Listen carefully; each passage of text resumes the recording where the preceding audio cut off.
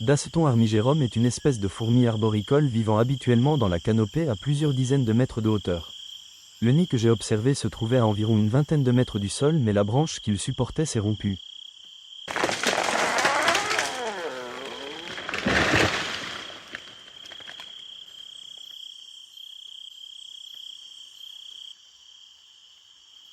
Cet événement m'a offert une opportunité rare, pouvoir filmer l'entrée du nid à hauteur d'homme et observer de près l'activité de la colonie.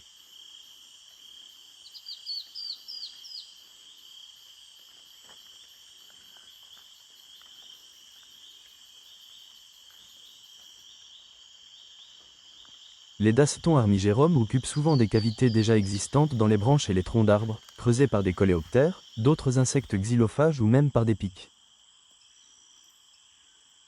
Cette espèce est répandue dans toute la partie nord de l'Amérique du Sud et est présente dans les forêts de terre ferme et les forêts inondées. Daceton armigerum se distingue par une morphologie unique, notamment grâce à sa tête en forme de cœur, équipée de puissantes mandibules qualifiées de mâchoires pièges. Ces mandibules, garnies de soie tactile, se referment instantanément au contact d'une proie, faisant de cette fourmi un prédateur redoutable. Son corps plat et allongé, adapté à la vie arboricole, lui permet de se déplacer avec agilité dans la canopée et même de planer pour rejoindre son nid en cas de chute.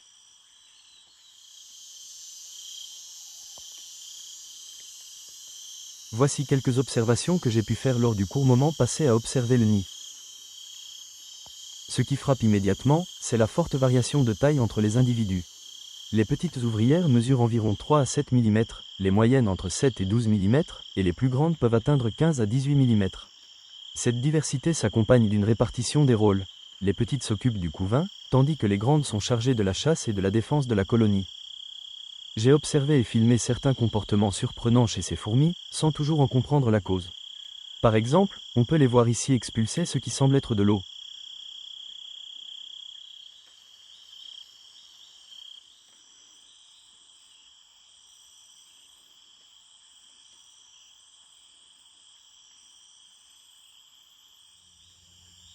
Une autre fourmi, peut-être agacée par ma présence, ouvre largement ses mandibules et expulse avec force un liquide.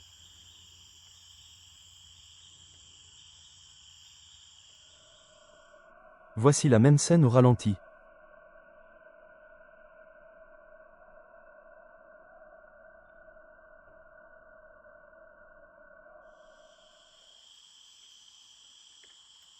Un autre comportement intéressant à observer est le soin apporté aux abords de l'entrée du nid. La mousse ne semble pas y être la bienvenue, et certaines ouvrières s'emploient à l'éliminer.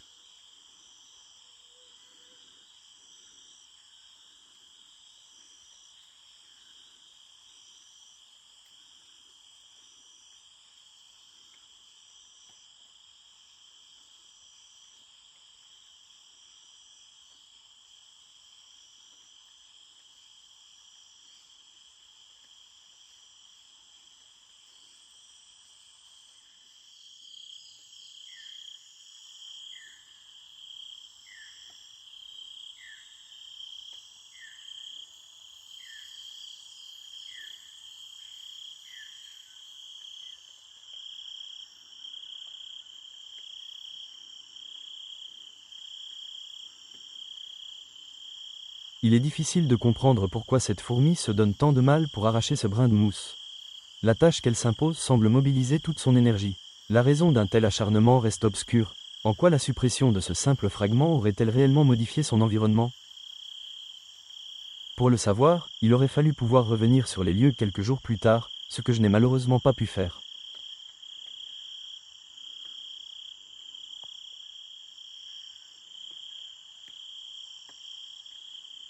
Elle fait preuve d'une grande obstination et en tant qu'observateur je me suis fatigué avant elle. Je ne sais pas si elle est finalement arrivée à arracher ce brin de mousse.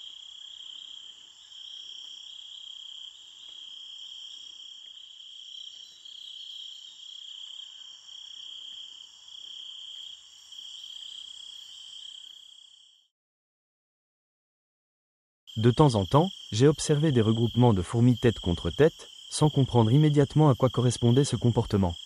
Après m'être renseigné, j'ai appris qu'il s'agissait de la trophalaxie. Il s'agit d'un comportement présent chez certains insectes sociaux, comme les fourmis, les abeilles ou les termites, qui consiste à échanger de la nourriture ou des liquides de bouche à bouche. Ce processus ne sert pas seulement à nourrir les membres de la colonie, il permet également de transmettre des signaux chimiques, des enzymes et diverses informations entre individus. Il joue ainsi un rôle essentiel dans la cohésion et l'organisation sociale de la colonie.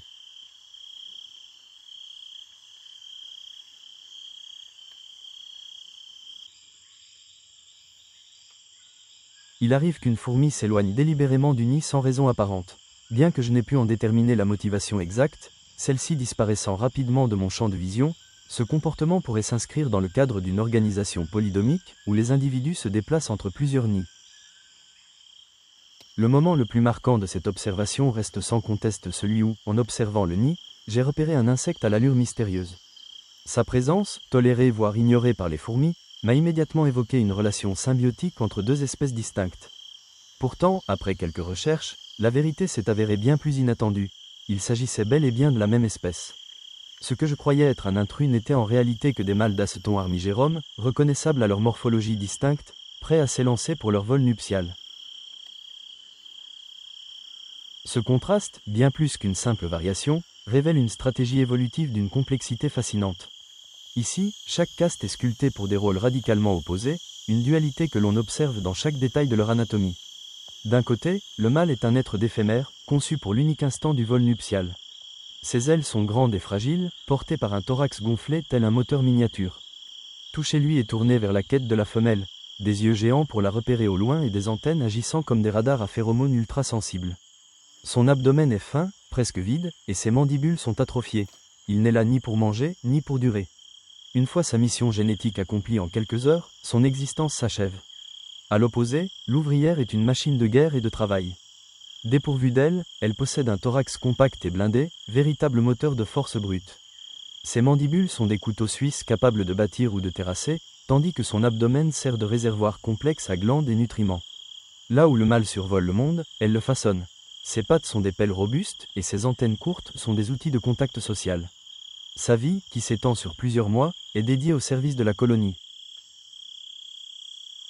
Observer ces deux castes côte à côte, c'est comme contempler deux œuvres d'art évolutives, l'une sculptée pour la vitesse et la reproduction, l'autre pour la force et la coopération. Ce dimorphisme n'est pas qu'une curiosité morphologique, c'est un chef-d'œuvre de stratégie survivaliste, où chaque détail compte pour la survie de la colonie.